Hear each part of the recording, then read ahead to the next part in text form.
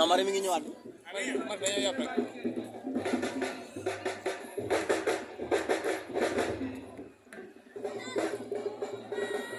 day jóg Massar.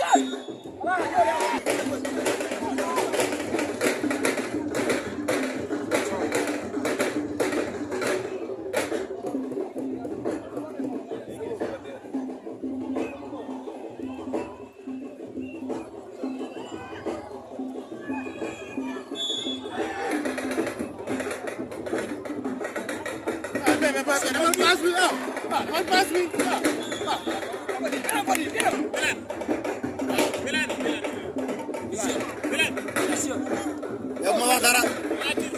tiituma de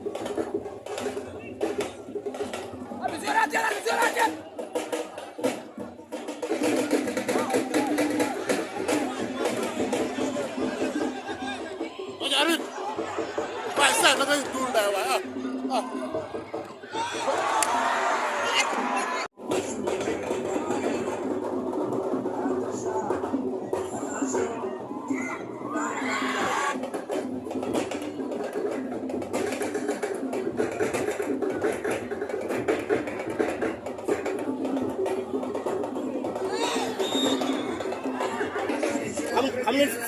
fii la ko saa yoo waxee.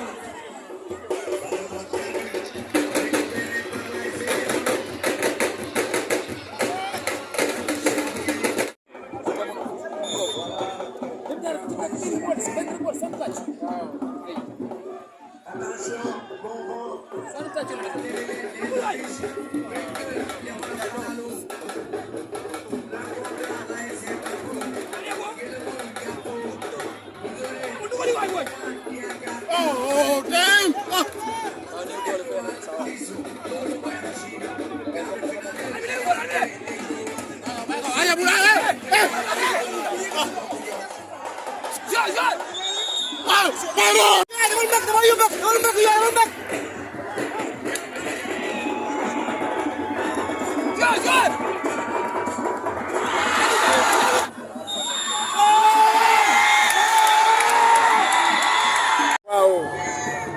ginnaaw bu ñu sante yàlla yu sant salaam sant suñu wëy ñëpp tey xandaalu daan waat na encore waaw fi nekk ni moom pour wax dëgg rek moom benn compétition rek mooy finalu départemental bi ak peut être xanaa phase régionale yi